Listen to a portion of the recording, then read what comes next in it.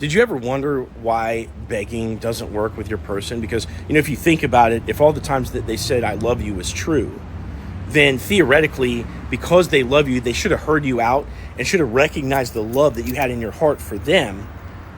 So theoretically, it should have worked, this emotional appeal that you sent to them to try to stay together during the breakup. But I want you to think about it this way. If you're thinking about it like that, it means that you're solely focused on your own emotions. You're not focused on the experience that your ex has of you. For example, why did they break up with you to begin with? They had reasons, but your reasons are superseding those because you're just totally consumed with this idea of, like the fear of the loss, right? So you're just solely focused on yourself. Well, flip it and think about, what's that other person's experience of you?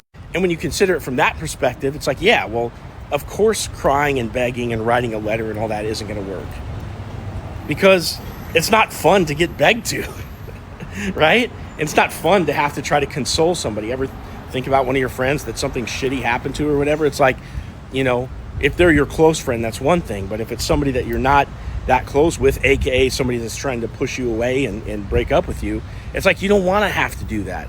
And when you think about it like this, it's like, okay, well, any other action that you're going to take to try to get your ex back, any kind of appeal to emotion, apology, thing that you could say or do, none of that stuff is going to work.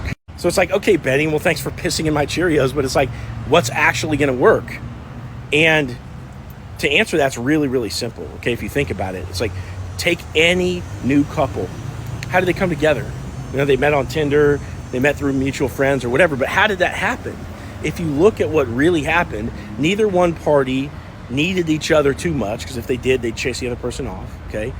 Both people found it mutually beneficial to come together, so they were mutually attracted, they were probably at a similar place in life, etc.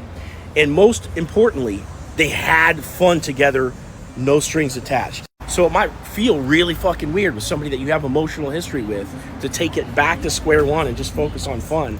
But if you don't do that, you're never going to come back together, right? So you have to kind of forget about this idea that, I'm going to leverage connection and try to, go back into the past to get my person back and have this appeal to memories and emotion and the connection. It doesn't work like that. People come together by having a good time together, and you have to take yourself back to square one in order to re-attract your ex. So I get that this is easier said than done, right? So if you want a little help with this, click into my profile, click this link down here, get in touch with me, we'll have a chat about your situation.